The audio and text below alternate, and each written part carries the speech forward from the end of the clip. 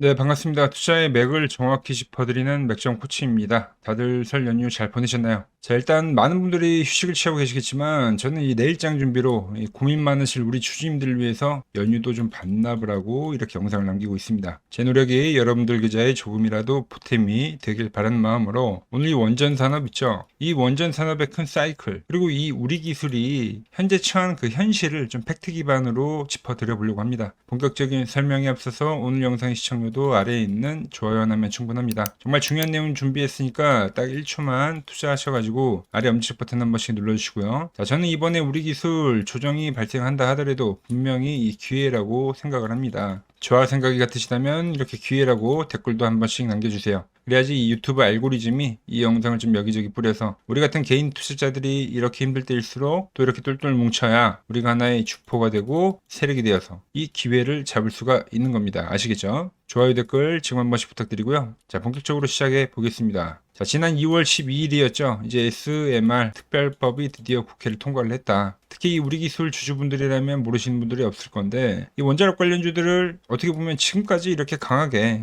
끌어올렸던 핵심 재료이기도 하죠. 그런데 이 법안이 통과가 되자마자 아니나 다를까 차익 매물이 쏟아지면서 이 12일과 13일 이틀간 깊은 조정이 발생했습니다. 그래서 지금 이 재료가 끝났나 보다 하고 걱정하시는 분들 분명 계실 거예요. 하지만 냉정하게 우리가 봐야 합니다. 이제 막 법이 통과가 된 겁니다. 지금까지 단순한 이 기대감으로 올랐다고 하면 이제부터는 실제 수주가 들어오고 매출이 장부 지키는 진짜 이 성장기, 즉 시즌2로 넘어가는 구간이다. 자, 이 부분을 과연 누가 먼저 알까? 바로 이 기관과 외국인들의 수급만 봐도 알 수가 있습니다. 실질적으로 이 기관과 외인들의 한 달간 데이터를 보면 외인 기관이 책정하고 순매수한 종목이 뭐냐면 바로 이 두산 에너빌리티입니다. 그러니까 지난주 금요일에도 고점을 새로 갱신하는 이런 흐름이 나와준 거죠. 이렇게 대장주가 먼저 길을 뚫어주면서 그 온기가 온전히 중소형주로 퍼지는 이 낙수 효과가 발생하는데 이 낙수 효과의 기대감을 온전히 이어받는 기업이 바로 이 우리 기술이라는 거죠. 보성 파워텍도 그래요. 패턴은 같습니다. 상승하고 기간 조정 상승.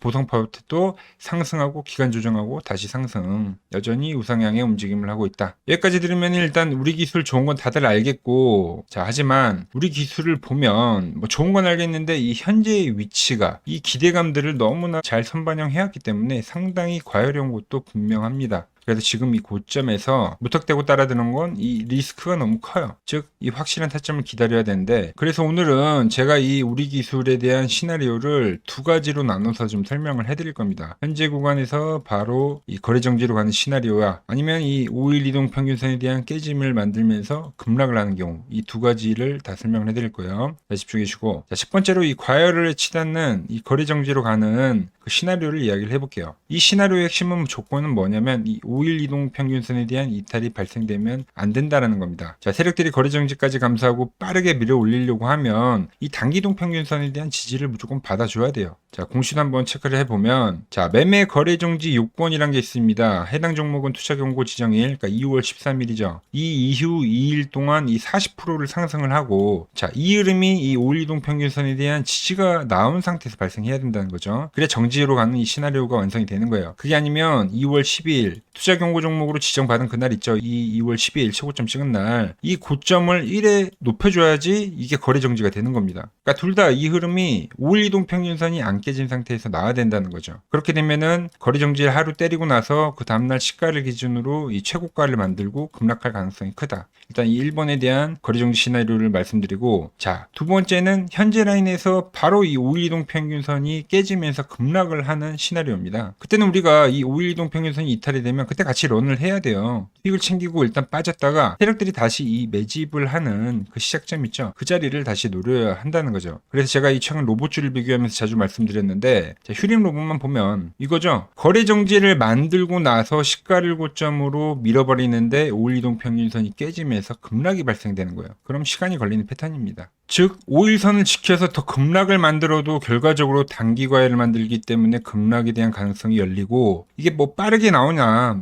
타이밍의 차이라는 거죠. 그러니까 둘 다 어떻게 보면 한 템포 쉬어가는 구간으로 가는데 이건 패턴 자체가 그렇습니다. 이렇게 상승을 하고 일정 부분 기간 조정을 만들고 다시 재상승하는 패턴들은 단기적 과열 구간에 오면 급락을 동반을 한다. 그리고 나서 어느 정도 시간 조정을 거치고 다시 점진적 상승을 하는 게 특징인데 이 부분을 지금 생각하는 거죠. 최근에 여러분들과 거래를 했던 로봇주 중에서 클로봇이라는 종목이 있는데 얘도 초창기에 그런 흐름이 나왔죠. 무슨 말이냐면 강한 상승이 나오고 나서 긴 조정이 나오고 다시 한번 과열을 만들었습니다. 그리고 나서 어떤 패턴이 나왔냐면 이렇게 급락하는 패턴이 한번 나와요. 이렇게 기간 조정이 이게 한 1개월짜리 조정이거든요. 그리고 나서 지지점을 확인하고 다시 이렇게 올라간다는 거죠. 자, 그런데 맥점 차트를 넣어서 보면 어디서 지지를 받았냐 이겁니다. 보시면 상승이 나오고 기간 조정이 나오고 상승이 나오고 나서 급락이 나왔을 때 이 맥점 밴드에 정확히 터치를 해주고 이 다음 파동이 진행이 되더라. 제가 지난 시간에 신풍제약과도 비교를 해드렸죠. 자, 신풍제약도 마찬가지예요. 얘도 5일선을 유지로 거래 정지를 만들고 나서 시가를 고점으로 급락을 만든 패턴인데 얘도 보면 어디서 반등이 나오죠? 어디서 지지가 나옵니까? 노란 밴드를 지지를 하고 그 뒤에 이 다음 파동이 진행이 되더라. 그러니까 조금 전에 보여드린 클로봇은 좀 시간 조정이 어느 정도 길게 나온 형태로 전환을 하는 거고 신풍제약 같은 경우는 뭐예요? 빠르게 급락을 만들고 빠르게 저점을 잡고 또 빠르게 급등을 만드는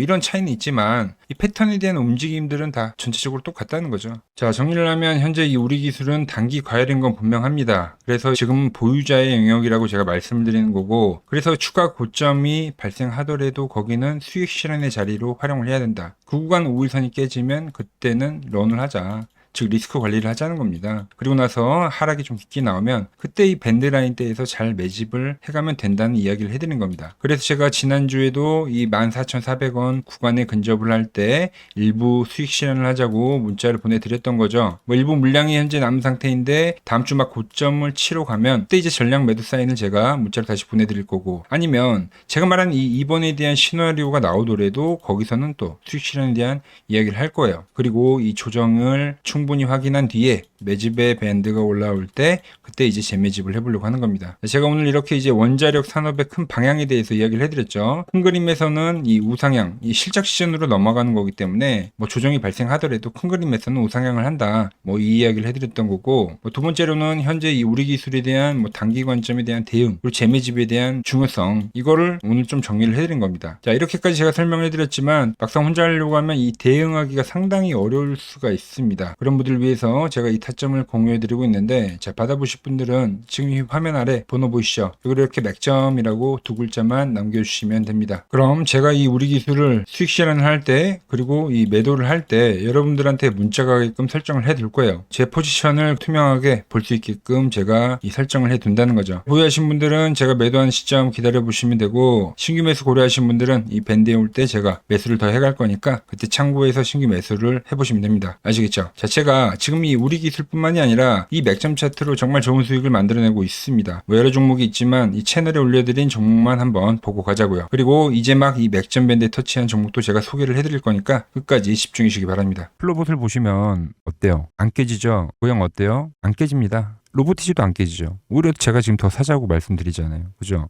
그리고 최근에 뭐 잡아드렸어요? 필옵틱스. 정말 아쉬운 거는 뭐냐면은 제가 이 엑시콘이랑 오키스 전자도 다 잡아드렸어요. 보시면은 그러니까 맥점에 닿는 애들은 제가 잡아드린다고 했잖아요. 돈이 되는 정보. 근데 다 잡아드렸는데 자 보세요. 자 지금 저희 채널 가보시면 맥점 코치 부품주라고 치면은 이렇게 된다니까요. 보통 요즘에 제가 잘 가는 에코프로나 그런 것들은 조회수 엄청 많이 나오는데 이 탑2를 찍어드렸는데 조회수가 죽어버리더라고. 근데 이런 거를 제가 문자로는 다 보내드린다는 겁니다. 한미반도체뿐만이 아니라 그때 이야기했던 게 저 영상 확인해 보시면 아시겠지만 엑시콘 최바닥일 때, 오킨스 전자 최바닥일 때, 필옵틱스도 최바닥일 때 다 짚어드린 겁니다. 자 이번에 KCTC도 올려드리고 어때요? 제가 하루 전에 올려드렸죠. 하루 전에 올려드리고 이 6,400원일 때 그때 영상을 찍어서 올려드렸는데 다음날 바로 어떻게 됐죠? 바로 이 7,400원까지 급등을 하더라. 제가 이런 단기도 다 이렇게 문자로 다 보내드리는 겁니다. 문자로. 영상도 올려드리고 문자도 보내드리는 거죠. 자 그리고 여기서 끝이 아니라 지금 또 이 맥점 차트에 닿는 아주 좋은 종목이 있는 겁니다. 자 페노션입니다. 페노션. 차트 보면 좋죠. 최근 들어서 흐름이 더 기가 막히게 좋아졌습니다. 그래서 오늘은 이 페노션 큰 흐름부터 제가 이 맥점까지 싹 다 짚어드릴 건데, 그 전에 제가 지난 주말에 드렸던 선물 좀 AS부터 좀 해드릴게요. 제가 주말에 대놓고 매집한다고 말씀드렸던 종목이 이 CNG 하이테크였습니다. 영상을 보신 분들은 다들 아시죠? 자, 이거 제가 맥점 밴드에 사라고 말씀을 드리고 벌써 이 20% 수익이 발생했습니다. 오늘 꼬리가 좀 달리긴 했지만 걱정할 필요가 없다는 거죠. 포지션을 유지하시면 된다. 밴드가 안 깨지니까. 수익 보신 분들 참고하시고 본론으로 들어가서, 그런데 우리는 그렇죠. 이 CNG 하이테크도 오르기 전에 제가 여러분들에게 문자를 보내드렸잖아요. 이렇게 한 발 빠르게 움직이는 게 저 맥점 코치의 스타일이거든요. 그래서 이 페노션도 오늘 이야기를 해보려고 합니다. 자, 차트를 보고 코치님 벌써 많이 오른 거 아닙니까? 라고 하시는 분들 분명 계실 거예요. 그런데 자, 월봉을 한번 보자고요. 월봉을. 그냥 바닥주 중에 완전 대바닥주죠. 네.